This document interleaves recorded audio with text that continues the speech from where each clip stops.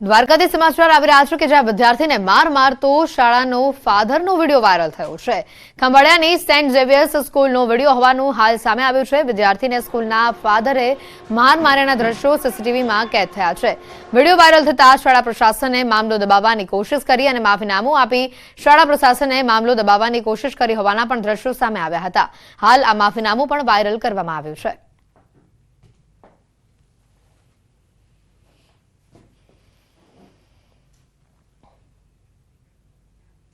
તો સુરતમાં તથ્યવાડી થતા રહી ગઈ હોય તેવો એક કિસ્સો સામે આવ્યો છે।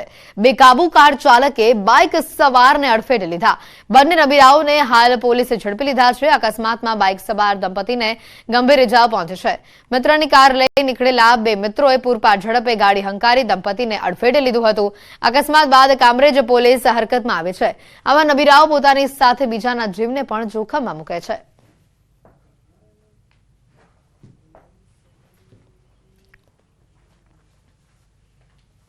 ગફલતભરી રીતે પોતાની ગાડી ચલાવી આગળ બાઇક ચાલક રમેશભાઈ પૂનાભાઈ સોંડાગર અને એમની સાથે તેમના ધર્મપત્ની હંસાબેન રમેશભાઈ સોંડાગર જઈ રહ્યા હતા।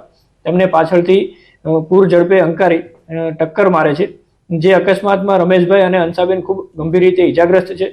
બંને જણા 19 વર્ષના છે। તેમની ધરપકડ કરવામાં આવી છે। સુરતમાં હીલા દલાલ સાથે સ્નેચિંગનો પ્રયાસ કરવામાં આવ્યો હતો। મૈધરપુરામાં મોપેડ પર જઈ રહેલા દંપતી પાસેથી સ્નેચરે પર્સ ખેંચવાનો પ્રયાસ કર્યો હતો। ચાલુ વાહને એકાએક પર્સ ખેંચાતા દંપતી રોડ પર પટકાતા મહિલાને ઈજાઓ થઈ હતી। સ્નેચિંગ કરી ભાગવા જતો યુવક પણ રોડ પર પટકાતા લોકોએ તેને ઝડપી પાડવાના પ્રયત્નો પણ કર્યા હતા। અનેક પ્રયત્નો બાદ સ્નેચર યુવક ત્યાંથી ફરાર થયો હતો। ચાલુ વાહને કરાયેલી સ્નેચિંગની આ સમગ્ર ઘટના સીસીટીવીમાં કેદ થઈ છે। પોલીસ તપાસમાં સ્નેચિંગ કરવા આવેલા યુવકનો મોપેડ પણ ચોરીનું હોવાનું સામે આવ્યું છે।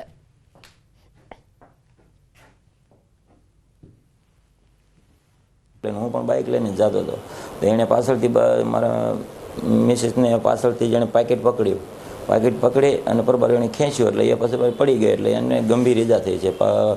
ગોઠણે 3 ફ્રેક્ચર થઈ ગયા છે। ફરિયાદના આધારે જે રજિસ્ટ્રેશન નંબર છે એની ખરાઈ કરતાં આ રજિસ્ટ્રેશન નંબર ખોટો હોવાનું સાબિત થયેલું હતું અને એ આધારે જે કલમ એડ થાય છે એ મુજબની કલમનો ઉમેરો કરવામાં આવેલો છે અને આરોપીને શોધી કાઢવા માટે અને આ બાબતે સર્વેલન્સની ટીમ પ્રયત્નશીલ છે।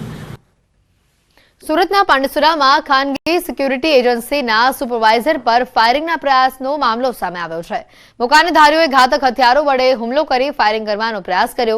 ઇકો કારમાં આવેલા 5 જેટલા મુકાનેધારીઓએ જીવલેણ હુમલો કરી ફાયરિંગ કરવાનો પ્રયાસ કર્યો હતો। પોલીસે સમગ્ર મામલે 3 આરોપીઓની ધરપકડ કરી છે, જ્યારે અન્ય ફરાર આરોપીઓની શોધખોળ હાથ ધરવામાં આવી છે। આરોપીઓ ઇજાગ્રસ્ત વચ્ચે ચાલી આવેલી જૂની અદાવતમાં હુમલો કરાયો હોવાનું તપાસમાં સામે આવ્યું છે।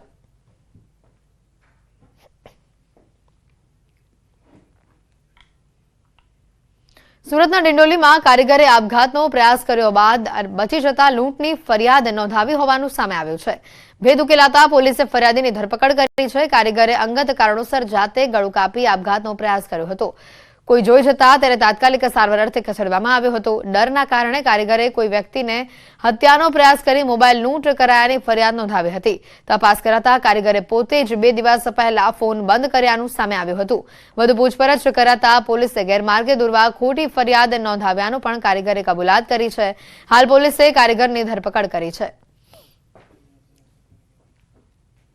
જે મૂળ વિક્ટિમ છે એના સાથે ખૂબ ડીપલી કાઉન્સેલિંગ કર્યું, એમની સાથે વાતચીત કરી અને છેવટે તેમણે કબૂલ્યું કે આ સમગ્ર ઘટના એક એટેમ્પ્ટ ટુ સુસાઇડનો કેસ હતો, નહીં કે એટેમ્પ્ટ ટુ મર્ડરનો। સુરતના ઉધનામાં યુવક પર જીવલેણ હુમલો કરવામાં આવ્યો। જલારામનગર 4 રસ્તા નજીક હુમલાની ઘટના સામે આવી છે। 2 શખ્સોના ઝઘડામાં યુવક પર હુમલો થયો હતો। મધ્યસ્થી કરવા વચ્ચે પડેલા યુવક પર જીવલેણ હુમલો કરવામાં આવ્યો। જાહેર યુવક પર જીવલેણ હુમલાની આ ઘટના સામે આવી। ગંભીર હાલતમાં યુવકને સારવાર માટે નવી સિવિલ હોસ્પિટલ ખસેડવામાં આવ્યો હતો। યુવકની હાલત અતિ ગંભીર હોવાનું સામે આવ્યું। હુમલાખોરો દ્વારા નજીકમાં ચાદરનો ધંધો કરતા યુવકના ટેમ્પોમાં પણ તોડફોડ કરવામાં આવી હતી।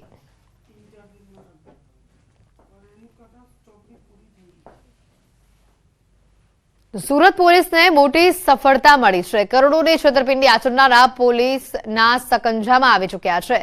પોલીસે નેમેશ ઠક્કરની ધરપકડ કરી છે. આરોપીએ કાગળના માલનો જથ્થો મંગાવી અન્ય જગ્યાએ વેચી છેતરપિંડી આચરી હતી. છેલ્લા 1 વર્ષથી આરોપી ફરાર હતો. પોલીસે બાતમીના આધારે વેશ પલટો કરી આરોપીને ઝડપી પાડ્યો. આરોપી અગાઉ કેટલા ગુનાને અંજામ આપી ચૂક્યો છે તે દિશામાં પોલીસે તપાસ હાથ ધરી છે.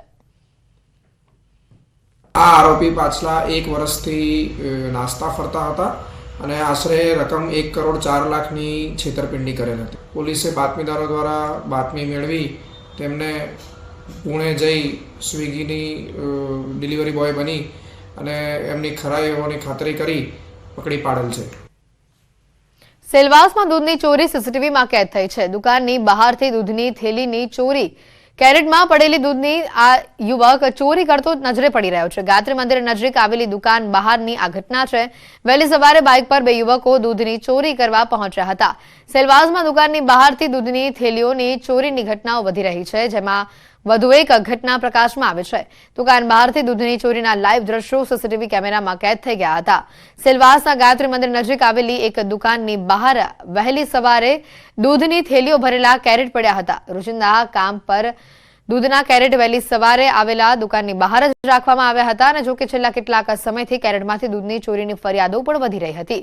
દુકાનની બહાર મૂકેલા કેરેટોમાંથી દૂધની ચોરી અંગે હાલ તપાસ કરાતા સીસીટીવી ફૂટેજ તપાસવામાં આવ્યા અને જેમાં દૂધ ચોરીની સમગ્ર ઘટના કેદ થઈ હોવાનું પણ સામે આવ્યું છે. જે મુજબ વહેલી સવારે 2 યુવકો એક બાઇક પર દુકાનની બહાર પહોંચે છે અને ત્યારે એક યુવક બાઇક ચાલુ રાખી અન્ય યુવક બાઇક પર જ બેસી રહે છે અને ત્યારે અન્ય બીજો યુવક દુકાનની બહાર મૂકેલા કેરેટમાંથી દૂધની થેલીઓની ચોરી કરતો આ સીસીટીવીમાં નજરે પડે છે અને ત્યારબાદ થેલીઓ લઈને તે યુવક બાઇક પર બેસી ત્યાંથી ફરાર થાય છે. અગાઉ પણ વાપી અને સિલવાસમાં પણ દુકાનોની બહાર વહેલી સવારે મૂકેલા કેરેટમાંથી થેલીઓની ચોરી થતો હોવાનો બનાવો સામે આવી ચૂક્યા છે. ત્યારે દૂધ ચોરીની વધુ એક આ પુરાવો સામે આવતા વધુ તપાસ આ મુદ્દે કરવામાં આવી રહી છે.